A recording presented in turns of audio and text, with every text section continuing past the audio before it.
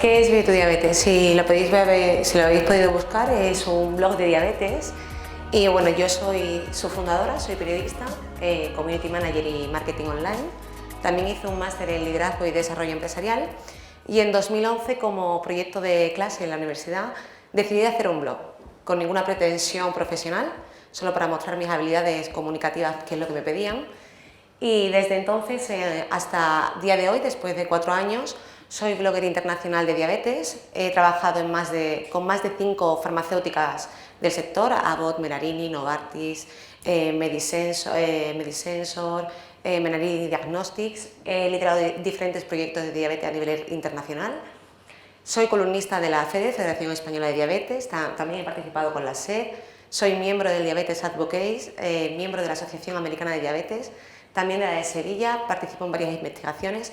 Y diréis, bueno, ¿y todo esto por qué me lo cuenta, no? Pues porque principalmente creo que uno de los pilares fundamentales para tener éxito es continuidad, calidad y perseverancia, ¿no? Tener un compromiso. Y lo vamos a ir desarrollando a lo largo de toda la presentación. Pues bien, si pasamos, lo que puedo decir es tras 4 años y medio también en datos de mi blog, es que tengo más de 588.000 visitas al blog, en torno a 700 al día, más de 4.900 suscriptores, 2.350 seguidores en Facebook. Fue mi audiencia la que me pidió, por favor, que crease Facebook, ya que hay muchas personas con diabetes que tienen Facebook y le gusta consultar la información, y 2.200 seguidores en Twitter. ¿Y de dónde vienen? Pues de más de 130 países. Como he dicho, soy blogger internacional. Nunca me esperé esta repercusión, pero desde luego, como iremos viendo y digo, no hace falta tanto ni invertir tanto tiempo para tener notoriedad en las redes sociales y crearte una imagen de marca potente. Pues bueno, por ello quería decir, hoy os quiero convencer de por qué es importante tener un blog y tener presencia en Internet y plantearos la pregunta, ¿no?, de por qué tener presencia en la red. Creo que muchos sabréis que ya estar en la red de una forma u otra es casi una obligación, porque quien no tiene presencia pues realmente casi no existe. Y por ello también quería plantearos ahora otra pregunta, y era ¿por qué tener presencia en las redes sociales?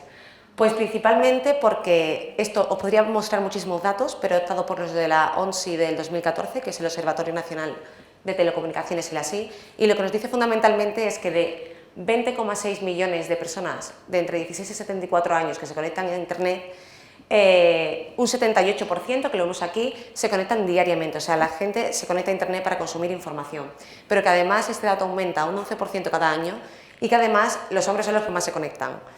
Ya no, en este punto lo que me quiero centrar es eso, ¿no?, que para ser profesionales 3.0 hay que estar en las redes sociales, se puede crear una imagen de marca muy potente, puede abrir muchas puertas, también desde el punto de vista profesional, a participar en investigaciones, dar ponencias, etcétera, como me ha pasado en mi caso, que siendo paciente de diabetes, porque soy diabética desde los 7 años, me ha abierto las puertas a mi trabajo actual, que trabajo en una farmacéutica, y además me ha dado muchísima imagen de marca, lo cual cada día hace que pueda dar ponencias, pueda formar a gente y encima que me dé ese punto emocional y tan gratificante que me hace seguir con ello día a día, y es la labor tan bonita que puedes hacer ayudando a otros, ya sea desde un punto de vista más profesional o otro más personal.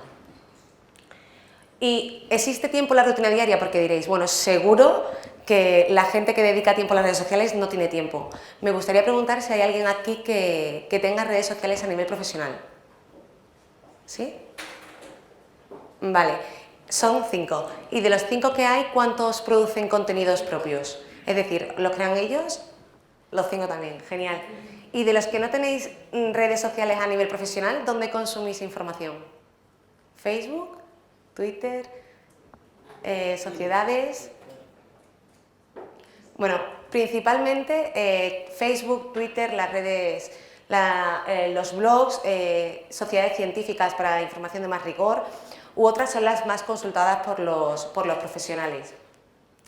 Y ahora en este punto lo que me quería centrar es que dices, bueno, no hay tiempo. Realmente las personas que más consumen información en este tipo de redes son las personas, bueno, los estudiantes, las personas que trabajan por cuenta ajena y por cuenta propia. Es decir, estamos hablando que las personas que más consumen información en Internet son vuestros propios compañeros y personas que tienen poco tiempo en su día a día, pero que consumen información. Y ahora paso al punto de empezar de cómo crear un blog, ¿no? Uy. ¿Y se ha ido todo?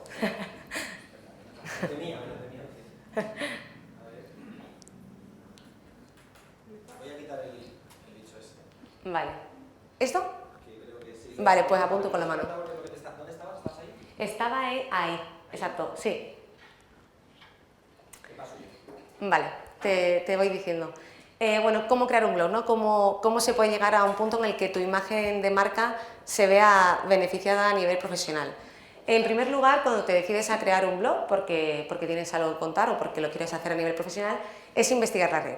No se debe tomar a la ligera, es algo que si lo vas a hacer es para hacerlo con constancia sobre todo.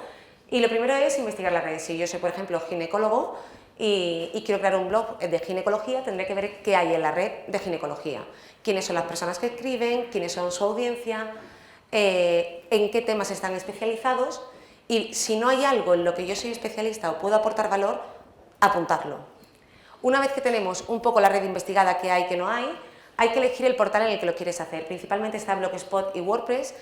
Yo trabajo con WordPress porque tiene muchas más funcionalidades, es mucho más útil, pero también está Blogspot.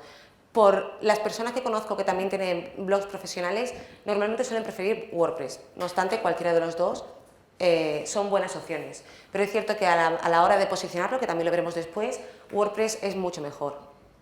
Y después entramos un poco más, una vez que decides hacer tu blog, has visto que hay en la red, decidir la temática. Es muy importante que aunque nosotros seamos ginecólogos, tengamos una temática muy clara. Es decir, yo me quiero centrar en, no sé, cáncer ovárico o en anticoncepción. Y después, dentro de la anticoncepción, me quiero especializar, por ejemplo, en nuevas investigaciones relacionadas con el cáncer ovárico o con lo que sea. Es muy importante de cara a que las personas que vayan a verte sepan exactamente el contenido que van a encontrar. Por ejemplo, mi blog se llama Vive tu Diabetes, porque cuando yo investigué la red, observé que la información era o muy profesional, es decir, el paciente no tenía nada con lo que poder ayudarle, o sea, porque era todo lenguaje científico, o muy personal, basado en el yo. Y yo me centré en ese punto intermedio en el que por mi labor de periodista, pues trasladaba el lenguaje científico al coloquial y en ese educaba al paciente. Y después mi especialización, ¿cuál es? Pues por ejemplo que yo me he especializado a traer investigaciones a nivel internacional a España y aquí expandirlas a los pacientes que están interesados.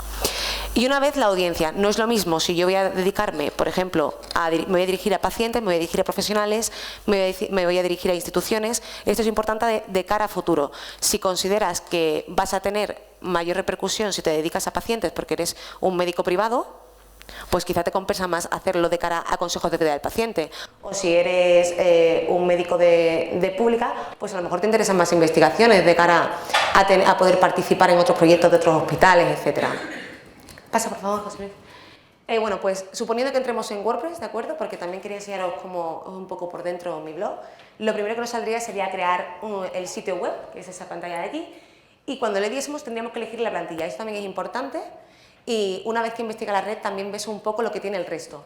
¿Por qué es importante? Porque si yo voy a hacer un blog sobre, por ejemplo, hábitos de vida o ginecología, me doy por la ginecología, o ginecología, consejos para los pacientes, no sería adecuado coger una plantilla, por ejemplo, de estilo fotográfico. Esto se puede cambiar, pero hay que tener en cuenta que deberían de ser blogs con un poco de formato periodístico, en el sentido de que tenga una imagen, ya que la imagen potencia mucho que el usuario entre a leer un contenido, pero también que se vea texto, que sea fácil de usar, que cuando entre sea cómodo y sobre todo esto se consigue teniendo una tercera opinión, que sea alguien que venga y te diga, pues se meta y diga, oye, pues sí, encuentro la información que quiero, veo todo lo que hay, me resulta útil, etc.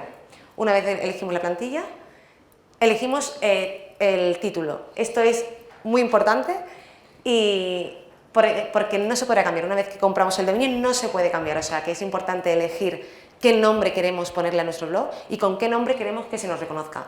Os doy una serie de recomendaciones personales que yo las he vivido, ¿vale? Como os comentaba al principio, yo creé mi blog por un proyecto de clase y no pensaba esta repercusión, entonces puse mi nombre, santospatricia.wordpress.com. Con el paso del tiempo me he dado cuenta de que mi blog se debería haber llamado Vive tu Diabetes. Ahora mismo tengo muchísima notoriedad como imagen de marca personal Patricia Santos, pero igualmente lo hubiese tenido con ese nombre que hubiese respaldado mi imagen, ¿no? ¿Por qué os digo esto? Porque ahora mismo yo a nivel internacional tengo que pagar un dominio extra, que de tal forma, si lo hubiese hecho, pues a lo mejor no lo tendría que hacer.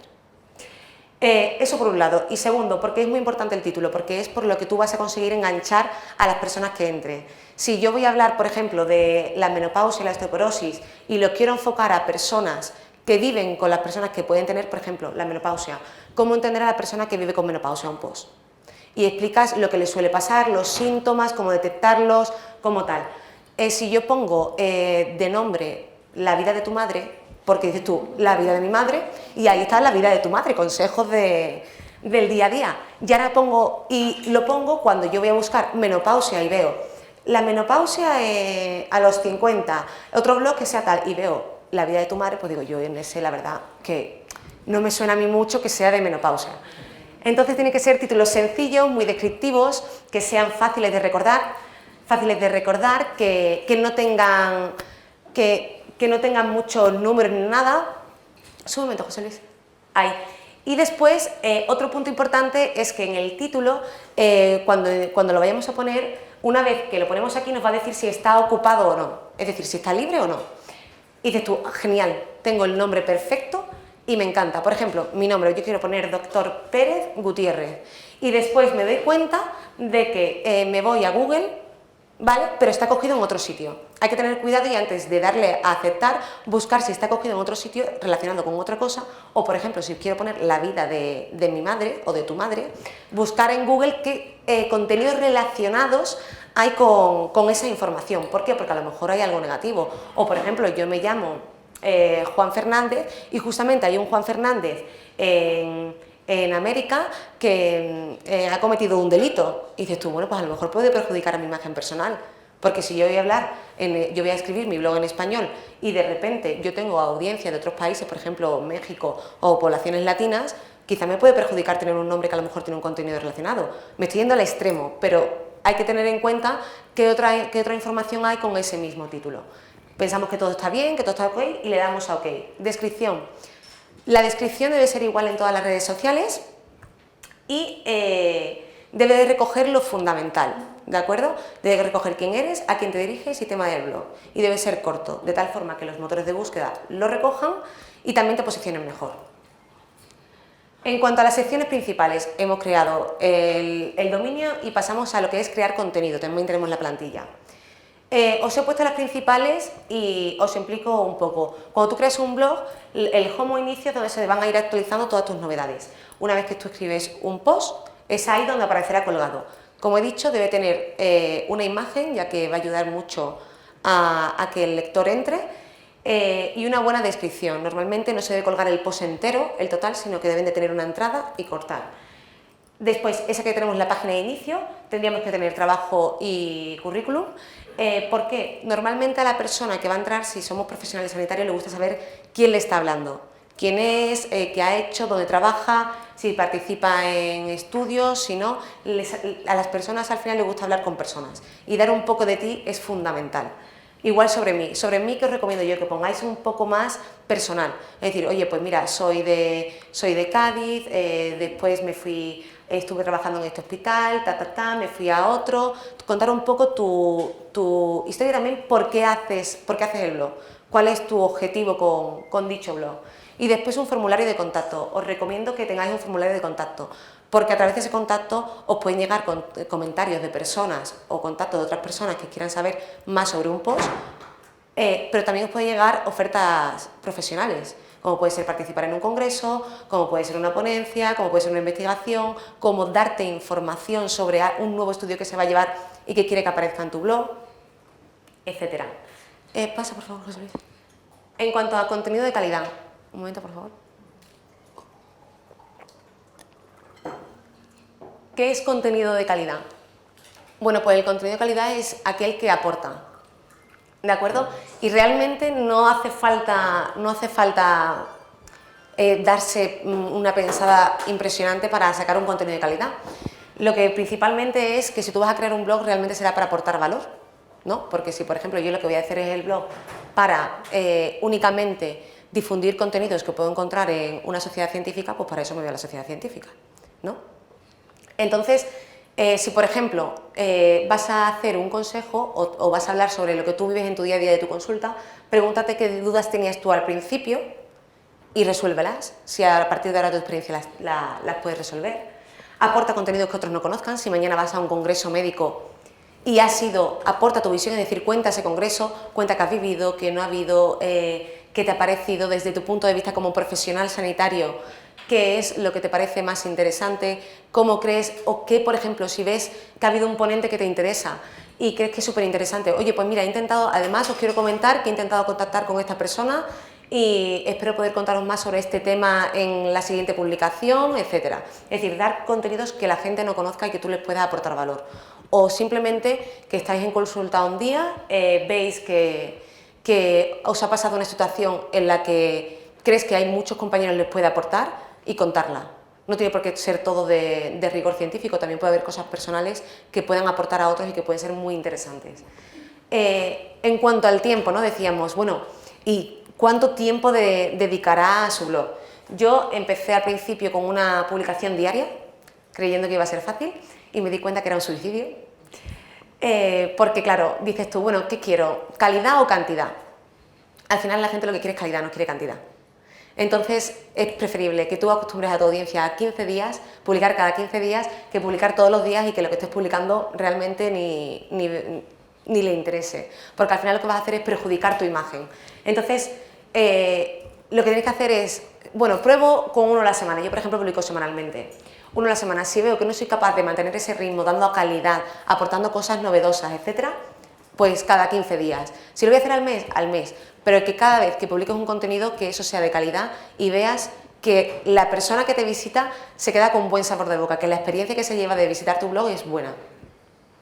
Y después dedícale el tiempo que te haga feliz, es lo que decíamos antes, ¿no? Si yo creo, publico un post cada 15 días al mes y veo que me comentan todas las semanas, también tienes que dedicarle el tiempo a contestar esos comentarios. No tiene por qué ser al instante, estamos hablando que es un blog, no es Twitter, no es otra red social. Un blog te da la facilidad de esa flexibilidad horaria, es decir, te están publicando y yo, por ejemplo, recibo comentarios de México. La diferencia horaria, yo obviamente no puedo contestar al momento y yo ahora mismo tengo otro trabajo y yo contesto los fines de semana. Mi audiencia sabe que yo le contesto los fines de semana porque eso en la hora de los comentarios se va viendo y mi audiencia no tiene ningún problema. Ahora, si yo les acostumbro a contestarle al instante, el día que no contesto al instante, perjudica a mi marca. ¿Por qué?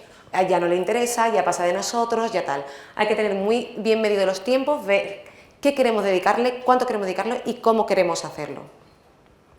De aquí creo que no se me olvida nada. Pasa, por favor. En cuanto al lenguaje y keywords. Bueno, las keywords son las palabras clave. Si no queremos pagar para posicionarnos, hay que apostar por las keywords. Y ahora vamos a ver en cuanto al lenguaje. El lenguaje adaptado a tu audiencia. Si lo quieres adaptar a tu audiencia, ¿qué significa? Que si voy a hablarle a pacientes, tengo que hablarle en su lenguaje. Si soy médico y quiero hablarle con lenguaje científico, perfecto, pero tendrás que explicar al lado lo que significa, porque si no, no tendrás a ningún paciente leyéndote. Si le vas a hablar a profesionales sanitarios, perfecto. Si son personas que llevan mucho tiempo en la profesión, pues seguramente todos entiendan. Ahora, si son estudiantes, seguramente pues a lo mejor tienen más dudas, pero bueno, dentro de lo que cabe son del mismo área. Construir frases sencillas, súper importante, por favor. Pasa muchísimo que te metes en un blog de otra persona y te das cuenta de que son frases ultra hiper largas, que las entiende el que las escribe, pero cuando las lee otra persona no se entiende absolutamente nada. Sujeto, verbo y predicado. Obviamente podemos construir una frase más larga, pero con sentido de vamos a lo que vamos, mensajes claros, concisos y concretos. Otro punto, contar con alguien que antes de publicar se lea tu entrada y te diga, oye, esto no lo entiendo. ¿Por qué no lo entiendes? Por tal. Bueno, pues voy a modificar esta frase, la voy a poner de otra forma, etc. Una vez que tenemos el post, ¿de acuerdo? Las keywords es las palabras clave, como he dicho. Si ponemos palabras clave, lo que nos va a facilitar es que los motores de búsqueda nos posicionen mejor. Y una forma de hacerlo, hay dos, lo vamos a ver, pero una principal es que dentro del propio post pongamos palabras en negrita. Las palabras en negrita los motores de búsqueda las leen como destacadas y por tanto te ayuda a posicionarte de manera orgánica, es decir, la búsqueda natural en Google en los buscadores y por tanto nos va a ayudar a que nuestro blog, a medida de que tenga visitas y vayamos poniendo esas frases destacadas o esas palabras, se vaya posicionando mejor. También ayuda a que nos posicionemos los enlaces en otras páginas. Si tenemos, por ejemplo, tenemos una clínica privada, aparte de nuestro blog, podemos poner ese enlace en nuestra clínica privada. O si tenemos un amigo que tenga otra web, que por ejemplo, que nos lo ponga. Pero siempre con sentido, no son buenos los bancos de enlaces, etcétera, porque las nuevas políticas de posicionamiento dicen que eso es fraudulento y te empeora el posicionamiento. O sea, que hay que hacerlo ¿Por qué? Bueno, voy a explicar un poco más. ¿Por qué te lo califica así? Porque si tú no tienes, o sea, si yo pongo un enlace en una web de la electrónica y yo estoy hablando de ginecología, pues Google no es tonto, ve que no tiene nada que ver lo relacionado y por tanto te posiciona negativamente, te quita puntos. Entonces, si podemos conseguir enlaces a nuestra página que nos lo ofrezcan ponerlo o que nosotros lo pongamos porque tenemos la confianza para pedirlo, pero siempre dentro de una concordancia, será bueno para nosotros. Y si pasamos, esto es WordPress, ¿de acuerdo? Estas son las entradas, como os decía, hay keywords, el título siempre que recoja lo fundamental, ¿vale? Que se lea perfectamente lo que vamos a poner, sujeto, verbo, predicado, por ejemplo, Día Mundial de la Diabetes, 2015, próximos eventos. Claro, o sea, la persona que entre va a ver perfectamente lo que estamos hablando. Keywords, pues actividades del Día Mundial de la Diabetes, diabetes es, que es el hashtag de diabetes en España, DMD, que es Día Mundial de la Diabetes, y yo recomiendo que en esto, que es un apartado que se llama Keywords, ¿de acuerdo?, pongáis siempre vuestro nombre. ¿Por qué? Porque también os va a ayudar a posicionaros. Yo pongo las palabras clave, pero siempre pongo mi nombre, siempre que corresponda. Por ejemplo, a mí en tiras dañadas, pues no me interesaba poner mi nombre, pero por ejemplo, en la doctora Faustman, que es una entrevista que hice yo a una investigadora de Massachusetts, sí, y por tanto yo pongo Vive tu diabetes, igual en el DMD, ¿de acuerdo? En casi todas las que me interesa que mi nombre siempre aparezca en todo el posicionamiento. ¿Sí pasamos? Y bueno, llegamos casi al final y es, ¿lo estoy haciendo bien? Bueno, pues hay varias formas de verlo. Lo primero son las métricas. WordPress nos da una serie de métricas de número de visitas, de posts más vistos, etc. Lo que se va a ver es si ese número de visitas sube, lo estamos haciendo bien, la gente nos está conociendo. Por las redes sociales os recomiendo, y espero que mi compañero que me sucede después os lo explique perfectamente y entendáis el porqué, pero viralizar esos contenidos que tenéis en el blog es muy importante de cara a tener notoriedad e imagen de marca. La calidad y la continuidad, si lo hacéis y de verdad queréis tener imagen de marca, continuarlo, buscar esa razón de lo que os hace ser, ya sea profesional, ya sea de gratificación personal por lo que os aporta, pero continuarlo y que siempre tenga calidad. Habrá veces en las que digáis, no quiero más blog, estoy harto, nada, pero después ves que la gente se compromete contigo, que te busca, que espera que publiques. Y quiera que no estás estableciendo una relación de engagement con la persona que te lee, que es una pena perderla porque realmente te está haciendo ser alguien en Internet. Aportar valor, lo que decía, ¿no? Contenidos que no sepan diferenciarse y reevaluar y redireccionar, ¿no? O sea, si yo veo que hay contenidos que tienen muchísimas visitas, pero otros que no tienen ninguna, quizás ya sé cuál tiene que ser mi vía de especialización. Yo no supe mi vía de especialización hasta los 2 años de tener mi blog. ¿Por qué? Porque yo a partir de los contenidos que publicaba veía cuáles eran los más interesantes. Entonces, en ese punto siempre hay que reevaluar. Si ves que un contenido no gusta o genera desgana, quitar ese tipo de contenidos, ver cuáles son los más potentes, por esa línea guiar. Y ya os digo, yo creo que si lo estoy haciendo bien, si estos puntos se cumplen, creo que el éxito está totalmente asegurado y podéis conseguir que las personas os sigan y tener imagen de marca en las redes sociales y ser alguien importante, que cuenten con vosotros y que vuestra opinión cuente. Y quería terminar con esta frase, ¿no? Que los líderes no obligan a la gente a seguirles, sino que les invitan a hacer un viaje con ellos. Con esto lo que quiero decir es que es muy importante que cuando el usuario entre en vuestro blog, en vuestra casa en Internet, creéis una experiencia, es decir, una experiencia de aprendizaje, de facilidad de uso, de que mostréis vuestro propio rigor científico como profesionales, de compromiso. Debéis hacer para conseguir seguidores al final, ¿no? Es aportar, y para recibir hay que dar.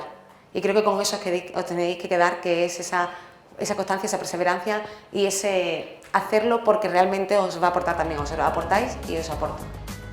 Y nada más. Gracias.